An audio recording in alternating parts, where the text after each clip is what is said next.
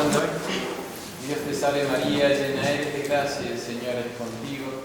Bendita tú eres entre todas las mujeres y bendito es el fruto de tu vientre, Jesús. Santa María, Madre de Dios, ruega por nosotros pecadores, ahora y en la hora de nuestra muerte. Madre de la Divina Gracia, Ruega por nosotros. San José, Ruega por nosotros. San Pío X, Ruega por nosotros. nombre del Padre, del Hijo y del Espíritu Santo.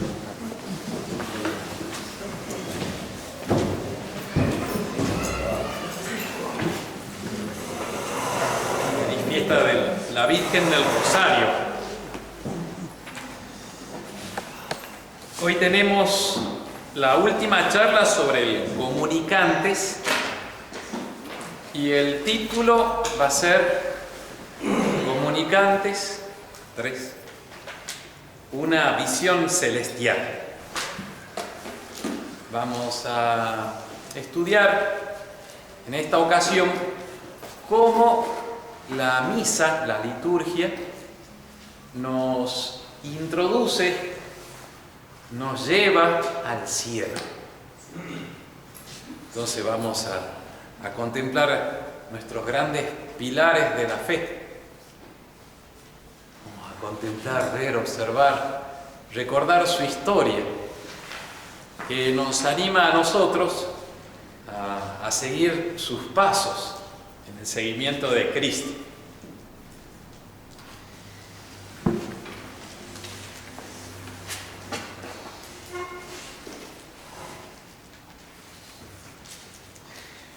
¿Cuántos santos se mencionan en el misal, en particular en el canon? 23. 24. Entonces, en el Comunicantes comenzamos por la primera que mencionábamos, era la Virgen, después que es la introducción que le hace el Papa Juan XXIII, justo en la época del concilio, y después dice en comunicación y celebrando la memoria de la Virgen María, de San José y de todos tus santos apóstoles y mártires, Pedro y Pablo, Andrés, Santiago, Juan, Tomás, Santiago, Felipe, Bartolomé, Mateo, Simón y Tadeo. Ahí son 12 apóstoles. Después, Lino, Cleto, Clemente, Sixto, Cornelio, Cipriano, Lorenzo, Crisógono, Juan y Pablo, Comis, Damián, otros 12. Bien. Y son los únicos santos en los que mencionamos en el canon. Y todos los santos. Después hay otro, después de la consagración.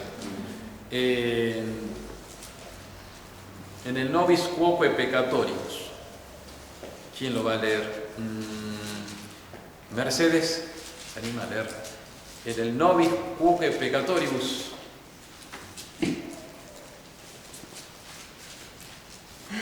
Antes del Pater Noster. Vaya despacito, si lo contamos.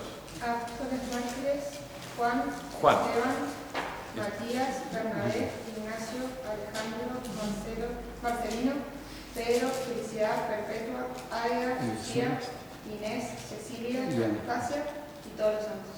Bien, 15. Está bien. Entonces, en la primera lista son 25. El problema es que el Papa Juan XXIII nos rompió el esquema. En total son 40 santos que se mencionan, que están divididos en 25 en el primer grupo y 15 en el segundo. 25 antes de la consagración, que es la Virgen María, es como la capitana, más 12 apóstoles, más 12 mártires. Y abajo, el capitán es Juan el Bautista. más 7, más 7. ¿Cuántas santas mujeres se mencionan? 7. ¿7 justo? Yo diría 7, sí, pero vamos a... 7. 7. Ahí está. Fíjense la precisión del canon romano. ¿María está considerando San José? Claro, no. Es que esto es antes de la entrada de Juan 23. Son 40 en total. 41 con San José. Bueno, pero José y María son los mismos. Entonces, la Virgen más 12 más 12. Bueno, ahora vamos a estudiar estos, porque ya estudiamos a Nuestra Señora y a San José.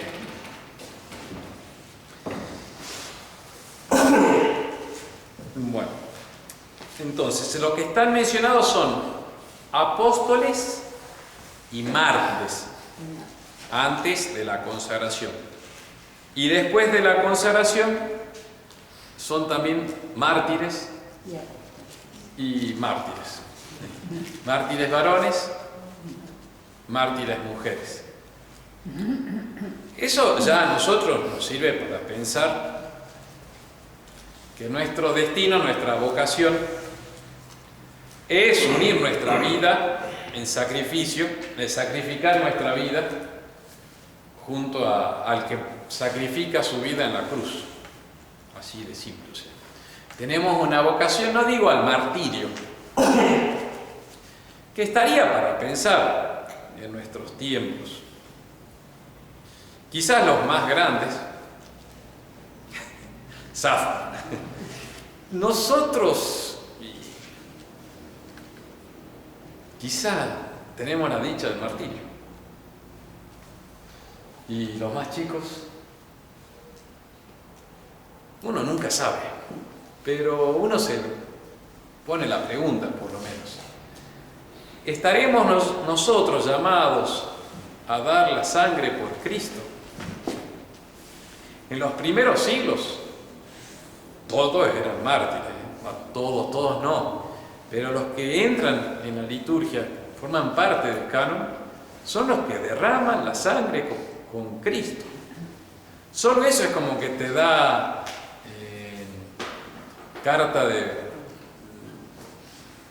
entrada, de ingreso a estar en el canon. O sea, diste la sangre por Cristo. ¿Y Juan fue mártir? Buena pregunta. Justo me hace la pregunta. Buena pregunta. Si Juan, Evangelista, fue mártir. Sufrió martirio, pero no murió en el martirio. Lo metieron, si no me equivoco, en una olla de aceite hirviendo, pero fue preservado. El autor, el padre Calderón, dice que justamente fue el único que se libra del martirio porque era virgen, era limpio, o sea, no se había casado, era el más joven de todos, y también porque estuvo al lado de la Virgen en la cruz. Entonces fue por eso que se salva. Pero todo el resto son mártires que han muerto por Cristo. Así que nos sirve esa reflexión, porque yo me pregunto,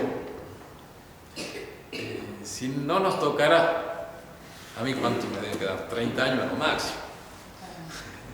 Entonces, bueno, quizás en 30 años la situación está pesada y llegará el momento de decir, tengo que morir por Cristo. Derramar la sangre por nuestro Señor. Uno no sabe si va a aguantar, ¿eh? En los primeros siglos había muchos que apostataban. O sea que ante el tirano, el verdugo que le decía, no sé, blasfema a Cristo o queme incienso a los falsos dioses, terminaban haciendo eso. O sea, no es que uno está diciendo, yo voy a aguantar, que sabemos si vamos a aguantar o no. Pero está bueno decir, bueno, fíjense, día a día la liturgia nos presenta a ellos que murieron por Cristo, como los primeros siglos. Pasaban al degüello los cristianos por de centenares, de miles. Bien. Entonces, apóstoles y mártires. Yo los invitaría así como a imaginarse ustedes que entran a la ciudad celestial, a la Jerusalén celestial. que es el reino de los cielos, es la iglesia, que es la humanidad redimida, que baja del cielo. En la visión de San Juan hay una ciudad que baja y que tiene murallas, muros muy altos que la protegen, muy firmes, una ciudad protegida, segura. Y tiene 12 puertas, altas puertas, magníficas. Y arriba de esas puertas, 12 ángeles que las protegen. Todo esto es una visión del futuro, lo que vamos a ver el día de mañana. Quizás no con murallas físicas, ciertamente es algo distinto, pero Juan, el que tiene la visión del Apocalipsis, Juan el evangelista, lo describe como una ciudad amurallada con 12 puertas magníficas, 12 ángeles que cuidan, custodian la entrada de esas puertas, y hay 12 nombres en las puertas. Son las 12 tribus de Israel. Y las murallas están asentadas sobre 12 piedras, 12 fundamentos, zapatas, cimientos. Y llevan los nombres de los 12 apóstoles: Pedro, Juan, Santiago, Tadeo, Felipe, Simón, Mateo, Bartolomé. Son 12 fundamentos. Esa ciudad está apoyada personas que la sostienen, que han dado su vida por ella. Y ahí vos podés ir entrando. Lamentablemente, cuando estaba preparando la charla, me vino la imagen de Peter Jackson. Director. Es cine. Director. Pero sí lo sacó. Sí. El Señor de los Anillos, la película. No sé si fue el que lo imita. O sea, está en el texto de... ¿Cómo se llama el autor del libro? Tolkien. Que había así, las ciudades tenían los guardianes, antes del río. Que, bueno, los mira uno con cierto respeto ante la majestuosidad. Y es como ir a Roma también. Vos vas a Roma, al Vaticano, y en la plaza de San Pedro está lleno de santos tallados en piedra que están observando. Esa es la visión del cielo. Y eso es lo que vamos a ver ahora en el canon. Nos vamos a introducir a ver uno por uno. Entonces, los invito a imaginarse el rostro de Pedro, la edad que tenía Pedro cuando muere, Pablo, Andrés, Juan. Y vamos a seguir después, además de los 12 apóstoles, con los otros mártires que mencionamos.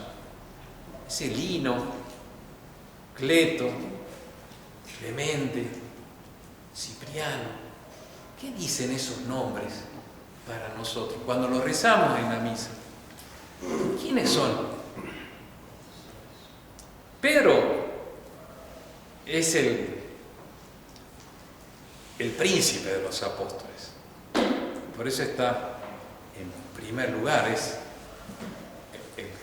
el que reemplazó a nuestro Señor, reemplazó, una manera de decir, el vicario de Cristo, el que hace las veces de Cristo una vez que nuestro Señor parte.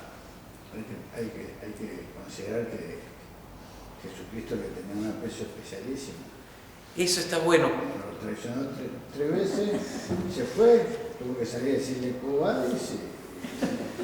Está bueno considerar, y lo vamos a hacer, las miserias de estos santos, porque cuando lo recemos en el canon, vos tenés que contemplarlo y decir, estos flacos, estos tipos fueron de carne y hueso, tuvieron sus miserias, Pedro huyó el Jueves Santo en Getsemaní. Lo quiso defender a nuestro Señor cuando el Señor dice, no es de esta manera como vos decís con la espada. Pero dice, me voy corriendo de acá, ya está, si no querés no te defiendo. Y después esa misma noche, en la madrugada, estando al lado del fueguito, lo niega y jura despotricando que no conoce a ese hombre. Ese Pedro se larga a llorar amargamente cuando ve que Cristo lo observa. Ahí apenas las traiciones, lo observa. Pero no estuvo al pie de la cruz. No estuvo. ¿Qué estaba haciendo Pedro? Pero ese mismo Pedro, el que cuando nuestro Señor pregunta ¿quién dicen los hombres que soy yo? Él le confiesa diciendo tú eres Cristo, el Hijo de Dios vivo. Eso se llama la confesión de Pedro. Confesión no es nada que ver con el sacramento de la penitencia. Confesar significa decir, testimoniar delante del otro. En la confesión, el sacramento de la confesión se llama así porque tú sacas lo que tienes, tus miserias, las sacas y las dices externamente. Como la pus que está dentro, la abres para que salga. Por eso se dice la confesión de Pedro, es porque lo dijo. Y a ese mismo Pedro, nuestro Señor lo va a perdonar. Le va a aparecer a Pedro individualmente el domingo de Pascua, domingo de la Resurrección, después de aparecérsele a la Virgen María, a las santas mujeres, en particular a Magdalena, se le aparece también a Pedro. Debe haber sido una situación un poco, ¿cómo decir? Estresante no sería, un poco embarazoso. Si de pronto nuestro Señor y Pedro lo había negado. Él que era jefe. Pero nuestro Señor lo perdona. Y después le va a pedir una triple confesión, ya no de la fe, sino del amor. Me negaste ante una esclava, ahora te pregunto delante de los otros si me amas. ¿Se acuerdan? Es la pesca milagrosa después. Pedro, ¿me amas más que los otros? Porque a Pedro le gustaba competir. Es muy humano querer ser más que los otros, ¿no? Es nuestro pecado de soberbia. Entonces, ¿me amas más que los otros? Y Pedro le dice, sí, Señor, te amo, punto. Ya no hago comparación con los otros, no me importa si te amo más que los otros. Te amo, tú lo sabes todo, tú sabes que lo amo. Y nuestro Señor le dice, bueno, apacienta mis corderos, apacienta mis ovejas. Pedro. Y Pedro, en la persecución de Nerón, estando en Roma, se quiere escapar, quizás movido por prudencias humanas que nos podrían pasar a nosotros. Nuestro Señor le dice, no, quiero que me acompañes. Y ahí es cuando se le aparece, el va y vuelve y da su vida, crucificado hacia abajo. ¿Se dan cuenta que es glorioso derramar la sangre por Cristo? Es la prueba final, ¿no? O sea, derrama la sangre por Cristo. Está Pablo también, al lado de Pedro, el fundamento de la iglesia. Es como un superapóstol, podríamos decir. Y Pablo es un santo que está muy relacionado con la Santa Misa por toda la doctrina que él transmite. San Pablo es uno de los 4 que escribe sobre la institución de la Eucaristía. Los otros 3 son Mateo, Marcos y Lucas. San Juan no habla de la institución de la Eucaristía. Y el 4º relato, que está en el Nuevo Testamento, es en 1 Corintios capítulo 11, que San Pablo, que tiene una visión especial y sabe la grandeza de ese sacramento, el sacramento del cuerpo y la sangre de Cristo que se derrama y que Cristo lo deja para que nosotros lo renovemos. Él va a desarrollar mucho toda la doctrina sobre el sacerdocio de Cristo. Y de hecho los ateos del inventor Del cristianismo, exactamente, lo ponen como fundador del cristianismo como religión. Es San Pablo también, que tenía una caridad y una entrega para llevar el Evangelio de nuestro Señor a todas partes. Recorrió, no me acuerdo si 16.000 kilómetros, creo que es en total lo que recorre, porque sale desde Jerusalén, llega hasta el Ilírico, que es la zona de antigua Yugoslavia, si no me equivoco, Bosnia, Montenegro, de Italia al lado. Llega por primera vez hasta ahí, después vuelve a Jerusalén, vuelve a Roma, vuelve después, se va antes se va hasta España, vuelve a Roma. A todas partes quiere transmitir la fe en nuestro Señor Jesucristo. Tanto desea ganar almas para Cristo, que dice que él quisiera ser anatema, despreciado, condenado de Cristo para salvar al pueblo judío, a sus hermanos. Veámoslo a Pablo ahí también, porque nos observa en cada misa. Lo mencionamos, Pedro, Pablo, ¿quién más sigue después? Santiago y Andrés. Santiago. Santiago es el que es llamado junto a Juan los hijos del trueno, tipos coléricos, podríamos decir, que enojados porque en un pueblo de Samaria no lo quieren recibir a nuestro Señor, le pide a Cristo que baje un fuego del cielo y devore el pueblo. Entonces eran enérgicos.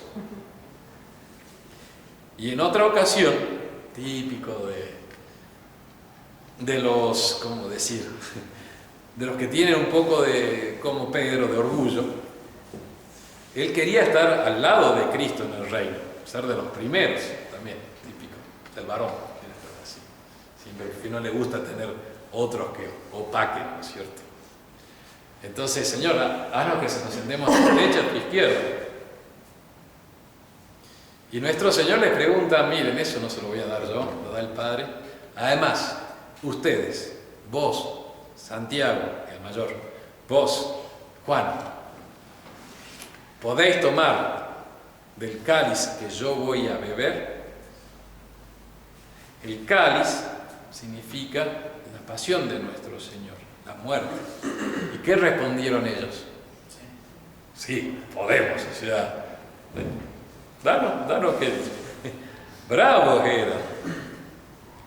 Y sí, Santiago el mayor, después de haber ido a España a llevar la fe y haber fundado 7 pilares de la fe en España, no convirtió muchos, pero convirtió a unos cuantos, entre ellos algunos que van a ser después las cabezas, le dio el sacerdocio, después van a ser las cabezas de todo el florecimiento en España después de varios siglos. Fue el primero que muere mártir. Entonces también lo podés contemplar a Santiago. Santiago el mayor es el que está en Compostela. Después su cuerpo fue llevado. Después de Santiago el mayor, Juan y después Juan. Juan su hermano. Claro, que de hecho es el último que muere, es uno de los amados de nuestro Señor, él lo señala, el que Cristo amaba, el que el Señor amaba, tenía un cariño especial, porque era muy de Dios, un águila que mira hacia lo muy alto. Él es el que está al pie de la cruz y ve cómo del costado de Jesús brota sangre y agua. De hecho, el agua, en el cuarto evangelio, en el Evangelio según San Juan, va a ser una imagen muy desarrollada, que es aquel que cree en mí brotarán de su interior aguas que lo llevarán hasta la vida eterna. Que otro pasaje habla de aguas. Con la samaritana hablan del agua esa que ha de beber y de un pozo que va a brotar siempre agua y no van a necesitar venir a buscarlo. Es constante la imagen en el cuarto evangelio del agua que él vio brotar del costado de Cristo. Y la sangre también. Él estuvo al pie de la cruz, vio derramar gloriosamente la sangre del Salvador. Esas son las columnas de nuestra Santa Iglesia. Tomás es el incrédulo. Es el que no quiere creer que Cristo había resucitado hasta que Él no pusiese sus dedos en los agujeros de los clavos y su mano en el costado, la herida que le había hecho la lanza. Y nuestro Señor se le aparece y le dice: ven, mete tu mano en mi costado. Y él representaría, ¿no es cierto?, las nuevas gentes que se van a unir. Bien, por su incredulidad, eso lo leyó usted, ¿no es cierto? Bien, sí, me sorprendió. Está leyendo el libro, está muy bien. Por su incredulidad representa a los gentiles, es decir, a todos los pueblos que no eran los judíos, que no habían tenido la fe por siglos, pero que después se convierten. Por eso el autor, el padre Álvaro Calderón, señala que Tomás está puesto en un orden que no respeta el orden de los 12 nombres de los apóstoles, como salen en los otros pasajes evangélicos. Está intercalado Tomás ahí porque en el canon romano se mencionan especialmente los santos a los cuales le tiene devoción el pueblo romano. Tomás.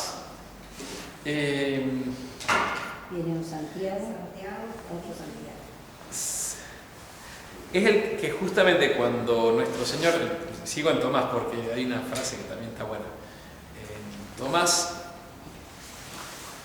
cuando nuestro Señor le dice: dame tu dedo, mételo, dame tu mano, ponela acá, él cae de bruces y dice: Señor mío y Dios mío. Que quería señalarlo porque en Salta, cuando empezaron a celebrar la misa los padres de la fraternidad, creo que fue en el año 79, 80, no me acuerdo bien, nosotros estábamos, el padre Cortés y yo éramos un niñito de 6 años, creo, y el padre Ford, la primera misa. Me acuerdo que desde esas misas, que siempre en la elevación del cuerpo y de la sangre de nuestro Señor, o sea, de la hostia consagrada del cáliz, decían todos, especialmente me acuerdo de la voz de tal y cual de uno de mis tíos, bueno, que decían: Señor mío y Dios mío. No sé si la... Sí, se dice. Se dice. Pero ahí lo decían en voz fuerte: Señor mío y Dios mío. Se interrumpió el silencio. Era... Acá lo dicen todavía. Le han guardado la buena costumbre. No la digan en voz alta. Usted también lo aprendió. Bueno, lo leí por ahí, por eso lo destaco. Esa frase es de Santo Tomás, el incrédulo. Y San Pío X fue el que promovió la costumbre de decir en el momento de la elevación: Señor mío y Dios mío. Incluso le puso indulgencias para promover en el pueblo cristiano la oración esa. Nada más lo quería señalar. Viene de Santo Tomás. Podríamos quedarnos varias cosas más, porque Santo Tomás también es el que dice: vayamos y muramos por él. Antes de la pasión, o sea, los últimos días, cuando le dicen, le mandan a decir a nuestro Señor que había muerto su amigo Lázaro, nuestro Señor estaba del otro lado del Jordán, si no me equivoco, evitando estar cerca de Jerusalén porque lo estaban buscando para matar. Entonces nuestro Señor se va. Lázaro muere muy cerquita de Jerusalén, era de las familias acomodadas, conocidas en el pueblo de Israel. Estaban a 11 kilómetros de Jerusalén. Betania se llamaba el paraje donde tenía la casa la familia de Marta, María Magdalena y Lázaro. Entonces, cuando le avisan que ha muerto Lázaro, nuestro Señor dice, vamos para allá. Y era arriesgado. Y ahí Tomás dice, vayamos y muramos por Él. De hecho, terminó muriendo por nuestro Señor. Sigamos contemplando, pues son muchos rostros que hay que ir viendo, que los mencionamos en el canto. ¿Quién más viene de ahora? Santiago. Santiago el menor. Este ya es el... Había dos Santiago, ¿no? El mayor es el de España, el primer apóstol que muere mártir decapitado, si no me equivoco, en Jerusalén. Santiago el menor era el más cercano al pueblo judío. De hecho, él se queda, a las reliquias, residuos no sería la expresión, al resto de Israel que se une a Cristo. O sea, el pueblo de Israel rechaza a nuestro Señor, pero algunos se unen, se hacen cristianos. Pastor de esas almas va a ser Santiago el menor. Entonces se queda de obispo de Jerusalén.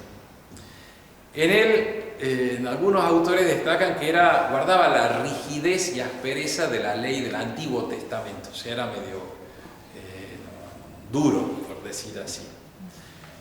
Con un corazón grandote, pero guardando todas esas tradiciones antiguas que eran de guardar mucho al pie de la letra la ley. Muy amante de su pueblo, por eso se queda ahí.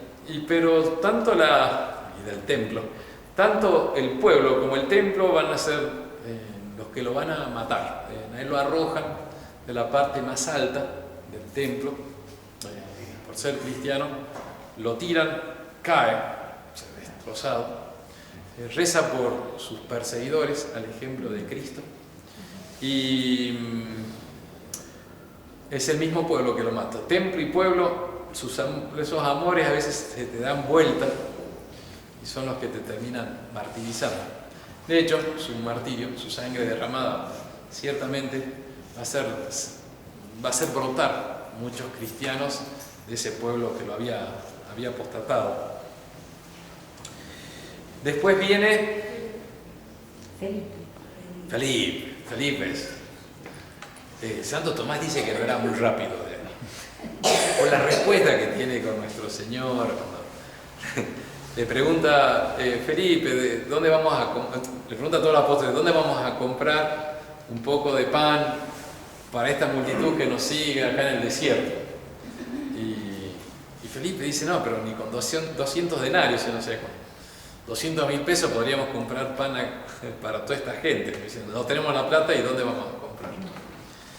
Y bueno, nuestro Señor lo quería especialmente a Felipe. Se ve esto porque cuando unos gentiles quieren llegar a nuestro Señor,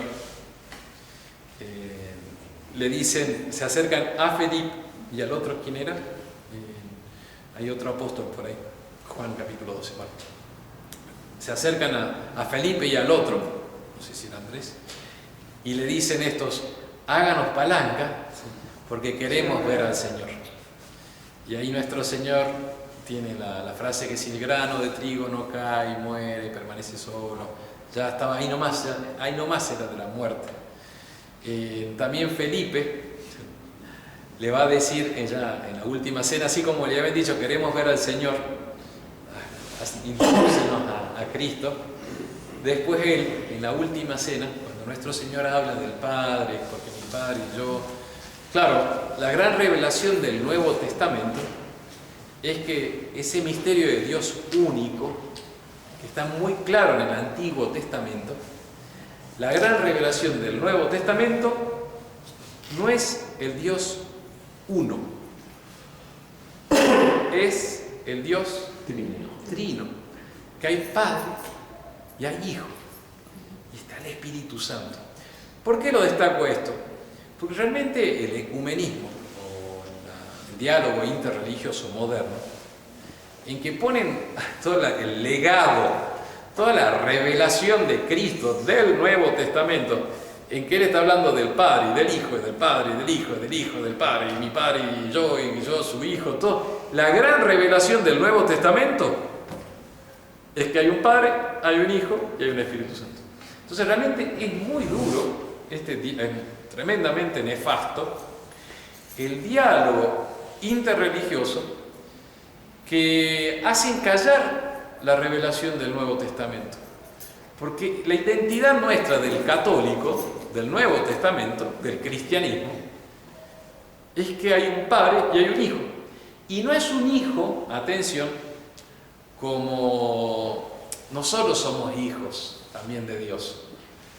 Nos llamamos y somos hijos de Dios. Pero nosotros somos por adopción. Y Jesús, ese Jesús que es el fundador de nuestra Santa Iglesia, ese Jesús no es hijo como nosotros. Él es hijo por naturaleza, recibe todito de su Padre. Nosotros una mera participación ínfima, infinitamente ínfima. Jesús es Dios hecho hombre. Perdón, eso porque, claro, Felipe no entiende nada. Entonces de pronto le interrumpe y le dice, está ahí nomás de partir Jesús ya, o sea, 3 años al lado de Cristo. Le interrumpe Felipe y le dice, Señor, muéstranos al Padre. Se podía entender, quizás nosotros habríamos dicho algo parecido. Y ahí nuestro Señor le responde diciendo, Felipe, no has entendido nada. Le dice Felipe, hace tanto tiempo que estoy con ustedes. El que me conoce a mí, conoce al Padre.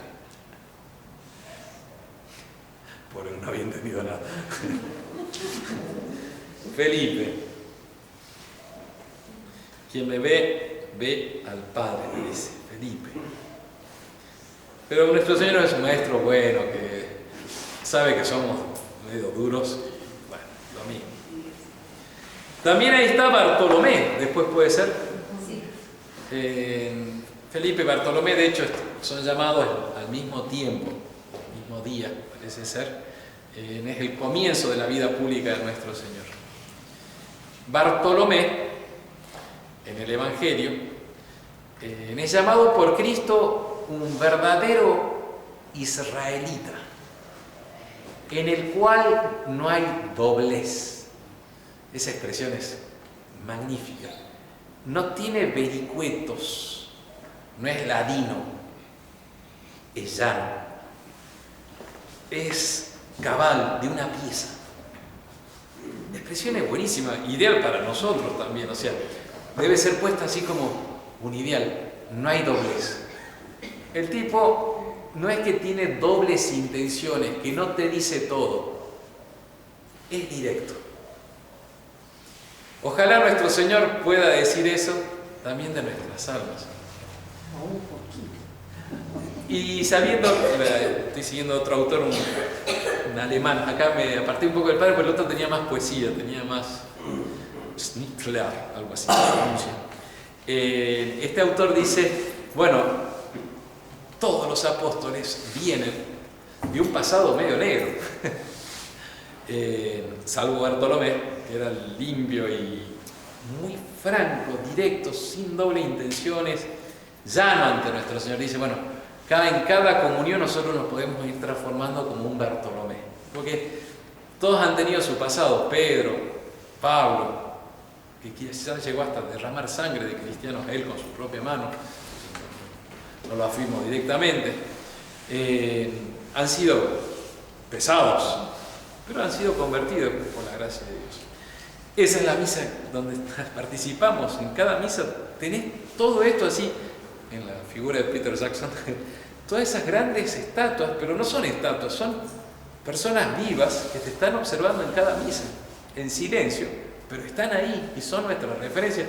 Por eso las recita el canon, las menciona. Bartolomé, Felipe, Juan, Santiago, Tomás, Mateo, que era publicano. Mateo era administrador de impuestos y normalmente eran gente, como manejaban dinero, medio corrupta. Ellos eran la ley. Entonces eran gente muy erudita, sabían habitualmente muchos idiomas porque se ponían en las puertas de los pueblos y las ciudades habiendo sido delegados por el Imperio Romano, tenían un aspecto de traición también, porque traicionaban al pueblo, los ponían en las entradas de las ciudades y ellos veían las caravanas y decían, a ver, esto paga impuestos, esto no. Tenían un conocimiento muy vasto, sabían de mercaderías, de cosas preciosas y cosas no tan preciosas, sabían cuánto podían cobrar y ellos cobraban y también quizás robaban. O se quedaban como muertos. Claro, seguramente pasaban una parte al imperio, otra se quedaban ellos, tenían mucho dinero, tenían una influencia política grande, experta. Perdón, tenían un poder económico grande, político, y muchas veces con el dinero vienen otros vicios, porque el que tiene mucho avaro, y a veces hasta vida licenciosa. Además, como eran despreciados, después ya no les importaba nada. Bueno, Mateo fue llamado. Y en la conversión de Mateo fue increíble. Quizás él ya conocía a nuestro Señor o había escuchado hablar de Cristo. Y una vez va caminando nuestro Señor, quizás entrando a la ciudad donde él estaba sentado en la mesa de administración de impuestos, y nuestro Señor lo mira a ese recaudador de impuestos y le dice, ven y sígueme. ¿Y qué hizo Mateo? Se levantó y lo siguió. Dejó todo. Dejó todo. Ojalá fuésemos de esa entrega de San Mateo. Después Simón. De Simón no hay muchas referencias, dice el autor que voy siguiendo. En la Sagrada Escritura, salvo su nombre, era llamado el Celote, que era un grupo de israelitas muy celosos de la ley, o sea, muy respetuosos, con mucho ardor para guardar toda la ley y guardar el pueblo de Israel. Bueno, esa persona ardiente fue llamada también, Cristo va a ser mártir también, Tadeo. Él es el que escribe una de las epístolas apostólicas que forman parte de la Biblia. Judas Tadeo, el otro Judas. De hecho, en el Evangelio según San Juan hay una intervención de Judas, el bueno, Judas Tadeo, en que le dice, nuestro Señor viene diciendo, bueno, todas estas cosas no se las he revelado a los otros. Y Tadeo le dice, Señor, ¿por qué no se lo revelas a los otros? Y ahí marca un carácter de querer difundir la fe en nuestro Señor, de que brille la doctrina de Cristo. En la epístola él también va a señalar impere tibi Deus. Él es el que nos trae el pasaje bíblico en que habla de San Miguel cuando se levanta contra Lucifer y grita que el Señor te mande, te obligue, impere tibi Deus, lo que rezamos en la oración al final de la misa. Bueno, son los 12 apóstoles. Después también están 12 mártires: Lino, Cleto, Clemente, Sisto y Cornelio. Estos Lino, Cleto, Clemente, Sisto y Cornelio, estos 5 son papas. Después viene Cipriano, que es obispo. Después viene Lorenzo, que es diácono. Crisógono, del cual no tengo referencia yo si era sacerdote, creo que no. Y después vienen Juan y Pablo, esos sí eran hermanos, no eran sacerdotes, laicos. Cosme y Damián, que eran médicos. Árabes, muy bien, muy bien. Está aprovechando el tiempo. Lino, Cleto y Clemente son los 3 primeros papas después de San Pedro. Entonces, muere San Pedro Y hacen la elección para ver quién iba a ser el sucesor. Y sale Lino. Imagínense los grados de santidad de estos hombres que fueron. El otro día fue la fiesta de San Lino. Yo me lo imaginaba a Lino compartiendo con Pedro, viéndolo cómo actuaba, escuchando la predicación, siendo quizás mandado por Pedro: che, Lino, hay que darle extremoción allá, anda. O Lino, hay un problema grande en el Asia Menor, escribió una carta, intervení. Porque claro, así se hizo la iglesia de Cristo, con gente que vamos charlando, quiero decir, con ese trato humano que nos vamos formando para decir: che, hay que luchar por Cristo nuestro Señor. Entonces, cuando mueren, dice: ¿quién puede reemplazar a Pedro? Y que sea Lino. Y Lino gobernó la iglesia por 11 años y lo terminaron matando, porque sabían que iban a terminar muriendo. Y ahí nomás lo nombran a Cleto o Anacleto, parece que es la misma persona, que también gobierna. ¿Cuántos años gobierna Cleto? No tengo la referencia. Y después viene Clemente, que fue martirizado porque fue arrojado al mar. Y él tiene una carta a los cristianos que todavía se lee, muy interesante también. Pensar en Clemente, que es elegido papa cuando al mismo tiempo ya vivía en Asia Menor Juan, apóstol. Podría haber elegido a él o a otros de los santos y lo nombraron a él. Y bueno. Sisto, Cornelio. De Cornelio y Cipriano voy a señalar lo siguiente: están juntos porque ambos vivieron en la misma época, a mitad del siglo III. Mueren en el año 251, creo uno, y el otro 258, me parece, por ahí. El mismo día, aunque de distinto año, 14 de septiembre, creo que es la muerte. Y uno había sido papa, Cornelio, y Cipriano era obispo de Cartago, en el norte de África, Tunisia actual, si no me equivoco. Y había una controversia de qué hacer con los que habían apostatado en la persecución, habían negado la fe de Cristo, eran llamados lapsos, o sea, caídos. Si para recibirlos había que pedirle una serie grandísima de expiaciones y de reparación, o se los podía recibir con más prontitud, con más mansedumbre. Cartago era de la línea, Cipriano, el obispo de África, era la línea dura.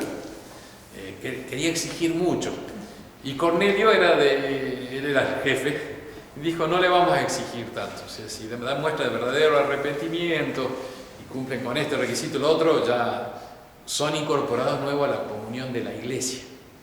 Había ciertas diferencias doctrinales. Bueno, el papa era Cornelio, Cipriano termina acatando. Bueno, por eso van juntos en el canon. Después viene Lorenzo, que fue diácono, compañero de San Sisto. Claro, estaban Sixto y Lorenzo, deberían estar juntos, pasa que no tienen el mismo grado o jerarquía. Sisto era el papa y tenía como ayudante de diácono a Lorenzo. A Sisto lo van a matar, creo que era el 6 de agosto, y 4 días después, el 10 de agosto, que es la fiesta de San Lorenzo, lo terminan matando a Lorenzo. Muy querido en Roma porque fue muy generoso. Entonces todas las riquezas de la iglesia las daba a los pobres. De hecho, sabiendo que el emperador estaba buscando la plata de la iglesia, el papa se la entrega a él y él la distribuye a todos los pobres. Entonces cuando el emperador le pregunta: ¿y dónde está la plata de la iglesia? Y dice: ven, te voy a llevar y te voy a mostrar dónde está. Entonces lo lleva y le muestran la multitud de pobres y dice: acá está la plata de la iglesia. Dice. Y bueno, también es el que lo terminan asando, y él con humor dice: bueno, no, del otro lado, que ya está selladito acá. Crisógono, Juan y Pablo, Cosme y Damián. Juan y Pablo y Cosme y Damián son dos pares de hermanos. Juan y Pablo eran de la corte, o sea, gente que trabajaba en el palacio de Constancia, hija de Constantino, que cuando lo descubren cristianos, el emperador Juliano el Apóstata los termina martirizando. Y Cosme y Damián son dos hermanos médicos árabes, turquitos. Y de hecho no son de Roma, pero se introdujo mucho la devoción a ellos en Roma, porque parece que sale de Constantinopla la devoción, va a Rávena, ¿cómo se dice? Rávena, que es la ciudad que está cerquita de Rimini, en Emilia, o sea, como que salís de Roma y te vas unos 300 kilómetros, está Rávena, que era capital, era centro de administración del imperio de Oriente, romanos de Oriente, tenían Rávena su centro. Entonces de ahí de Rávena pasa a Roma y se dedica un templo a Cosme y Damián en el año 400 y pico, en el foro romano. De hecho todavía está. Y por eso el pueblo romano le tiene mucha devoción. Hay que notar que las devociones muchas veces van por aquellos que te dan salud, ¿sí? O te dan dinero. Los santos que han sido muy generosos en general el pueblo le tiene muchísima devoción. Y es normal eso, y está ahí muestra de caridad. Y también los de la salud. Hablando de San Judas Tadeo, pero ya vamos terminando. En México, no sé por qué, las imágenes de San Judas Tadeo tienen una moneda. Entonces le tienen devociones como el San Cayetano de acá. Entonces para el trabajo y la platita es San Judas Tadeo. El 28 de octubre es la fiesta y se traslada así, bueno, especialmente el centro, el santuario de San Judas Tadeo está muy cerca de la Plaza Mayor de México, en el centro de la capital de la Ciudad de México. Y hay un montón de gente peregrinando ahí. Pasa que después ya, como el tema de la moneda, la plata, después los narcos empezaron a tener devoción. Como el Nico de la Concha en Colombia. Sí, o como acá sería el Gauchito Gil también. Entonces empiezan a mezclar. Pero le tienen devoción ya. Entonces, bueno, son los santos populares. Dicen que a veces más que curaban hacían milagros, entonces por eso eran tan famosos, como él también. Sí, es que, de hecho, claro, curaba más que por su medicina, por los milagros. Pasa que después esos santos después terminan haciendo milagros. Así que si tienen algún problemita de salud, no duden en rezarle a Cosme y Damián, que quizás siguen haciendo esas obras de medicina espiritual. En el Apocalipsis, Juan tiene, y con esto vamos terminando, las visiones de San Juan y la ciudad celestial. Porque como les decía, la misa es un adelanto del cielo. Dice Juan, tuve una visión y he aquí, una puerta abierta en el cielo. Entonces ve a través de esa puerta. He aquí un trono puesto en el cielo y uno sentado en el trono. Entonces imagínense un trono magnífico donde se sienta el mero mero, dirían en México, el capo. Está ahí entonces un trono y uno sentado en el trono. Y en torno del trono 24 tronos, y en los tronos 24 ancianos sentados, vestidos de vestiduras blancas. ¿Dónde está el número 24 en el canon? Ahí atrás. Exacto, en el comunicante, o sea, antes de la consagración, no es después de la consagración, es en la primera enumeración de los santos. Entonces, es el cielo, el trono es Dios, nuestro Señor, la divinidad, el Padre, el Hijo y el Espíritu Santo. Alrededor 24 sentados con vestiduras blancas. Vamos a hacer nosotros, esperemos el día de mañana, esos 24, meternos nosotros. Bueno, están esos 24 y después está la multitud de los fieles, pero esperemos estar ahí. Estos 24 tenían incienso que quemaban delante de Dios nuestro Señor. Es la misa, el incienso de la misa que se eleva a nuestra plegaria, nuestra adoración, el tributarle a nuestro Señor el sacrificio eucarístico. Y vi que en medio, delante del trono y de los ancianos, estaba de pie un cordero como degollado. Entonces, un trono. Bueno, qué feo, ¿no? El tronito. 24 tronos alrededor. Y acá un altar y un cordero como degollado. O sea, ¿qué? El cordero como degollado es el que ha entregado su vida por nosotros, la víctima del sacrificio. Es en la disposición de la iglesia, del canon, porque al frente está la multitud de fieles. Y todos están adorando al sentado en el trono y dando gracias por la muerte del cordero. Es la misa. La misa nos es una introducción del cielo. Y ya estamos en tiempo. Nada más, también señalo lo que dice el libro del padre Calderón.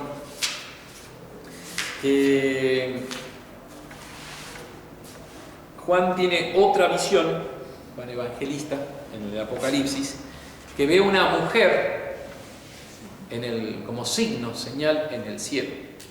Y esa mujer estaba vestida como de sol, con la luna bajo sus pies, y 12 estrellas coronaban su cabeza. Dice, esa mujer que está con gente rodeándola, las 12 estrellas son los 12 apóstoles, que la coronan y la protegen. De hecho, Pedro y la iglesia romana es la que protege los dogmas de la Virgen Inmaculada. Entonces, está esa mujer que está presidiendo a los apóstoles y a todos los otros ancianos que están arrojando incienso al sentado en el trono, y esa mujer está vestida de sol. ¿Quién es ese sol? Cristo. Es la maternidad divina, dice el autor. Está buenísimo. Y la luna bajo sus pies, que no la tocó. La luna en forma así de cuernos, figura del demonio. Podría ser la Inmaculada Concepción, ella aplasta. Entonces su virginidad también. Son las visiones celestiales. Y las 12 estrellas son... ¿Quiénes? 12 apóstoles. Bien. Hemos terminado el comunicante, que es una oración espectacular. Seguimos en la próxima clase con el Agnus Igitur. Y después vamos a llegar a la consagración, que esa es así espectacular, porque ahí vemos la presencia real. Lo que dice es todos aquellos que no presten atención o vayan sin ganas, queda uno con un gustito medio amargo. De ir sin ganas a la misa. La misa. Así que, y leer estos libros te ayudan a ir con más devoción. Subtum presidium. Dios te salve María, llena eres de gracia, el Señor es contigo, bendita tú eres entre todas las mujeres y bendito es el fruto de tu vientre, Jesús. Santa María, Madre de Dios, ruega por nosotros pecadores, ahora y en la hora de nuestra muerte. Sagrado corazón de Jesús, corazón de María, interesando a los fieles difuntos,